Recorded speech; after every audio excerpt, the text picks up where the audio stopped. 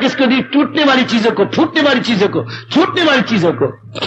मेरी बेटी ने नर को महत्ता दी, इतनी जबरदस्त महत्ता, और नालायक नर ने आपको महत्ता दी। और आप है क्या? काल के हाथ में। शरीर आपका बदल जाता है, बुद्धि आपकी बदल जाती है, मन आपका बदल जाता है, इसी तरह आप बदल जाते हैं। इनको दी, क्या इनकी प्राप्ति के बाद आपको शांति मिलती है? नहीं, हरगिज़ भी नहीं। क्यों? स्वार्थ आ जाता है। उस दिन मेरे बेटा बैठो गए, कटिंग आया अखबार की है क्या? किसी नगर में एक सुखी परिवार रहता था। उनके घर में बड़ी रौनक थी और चहल पहल रहा करती थी। अचानक उसमें एक नारी आ गई। हवा पर जना कना रो रहा है, बेचैन बेकरार है। क्यों? नारी के आ जाने से जिसकी नारी लाई स्वार्थी बन गया, उससे शादी कर रही स्वार्थी, आपस में बेचैनी बेकरारी शुरू हो गई। हालांकि नारी का मतलब था साथी, धर्म का साथी, जिसके द्वारा हमने और नरक स्वर्ग बना के उड़ारियां मार दी है। हमने अर्थी को चौर लगा लिया, दुखी से लिया हम लोगों ने, बुरी तरह दुख से लिए, बुरी तरह, पता ही नहीं। हाँ, आजकल मरी इसी बात के लिए, कल्चर के लिए, कामने के लिए, कीर्ति के लिए, lust, passion, name, fame, money, wealth, that's all. इससे क्या होगा? इंसान, पढ़ो गीता, क्या लिखते हैं भगवान? अगर मेरे ज्ञान को छोड़कर कोई संसार के प्राणी पदार्थों को लेगा, गम बेहिसाब उनको दिन हो के रात।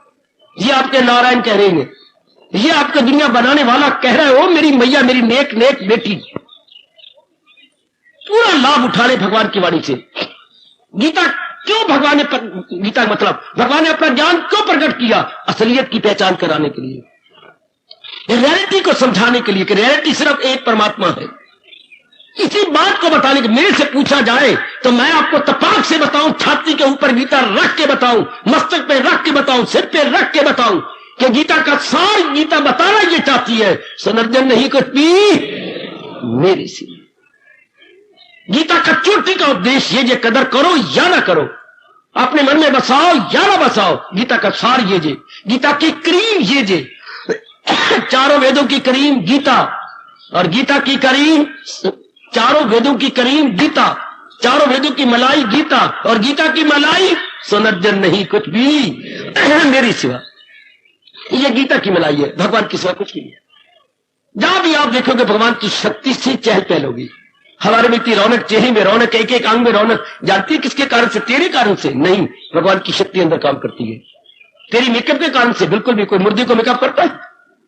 या किसी नारी की उम्र 25 साल की हो लेकिन भगवान की शक्ति नहीं है, कौन सी मेकअप करेगा? कौन उसके आदर मान देगा उसको? ये सब कुछ महाराज जी की शक्ति के कारण से हो रहा है, जो हम जानते नहीं।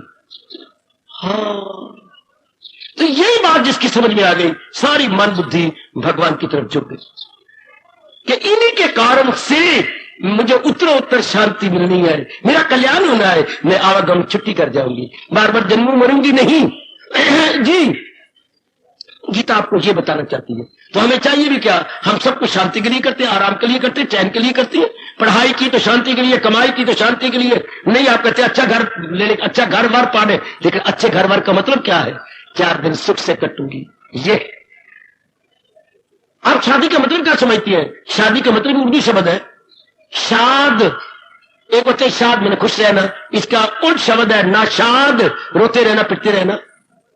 तो हमने शादी, शाद रहने के लिए शादी की, 4 दिन आराम से काटने के लिए शादी की। आहा आहा आहा, इसी को गुरुद्वारे के अंदर शादी आनंद कार्य कह दिया।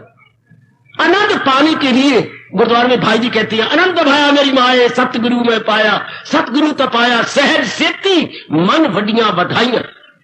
लेकिन क्या भाई जी सिर्फ इस तरह मन वडियां बधाइयां? इस तरह नहीं होता, यह धोखा है। जब तक कि जीवा उन गुरुओं के उपदेश के अनुसार अंतर्मुखी नहीं हो जाता। क्या एक नर नारी का लड़ पकड़ने से आनंद भाया मेरी माए? ये कहा गया था जब समाधि खुली थी गुरुदेव की, तब कहा गया था आनंद भाया। अब ये मैं नारी का हाथ पकड़ लिया है और साथ कपड़ा में बनी फिरना, और साथ ये बन के मैं चक्कर काट रहा हूं तो मैं कहवा रहा हूं आनंद भाया मेरी माए। इस तरह आनंद हो जाएगा। आनंद होता है जब मृत्यु को ऊपर चढ़ा के तलीन हुआ जाए और फिर नीचे आके उस मजे को लिया जाए, अब आनंद भाया मेरी माए। कितना दुरुपयोग किया गया वाणी का। कहां वो अवस्था मेरी बेटी और कहां ये अवस्था।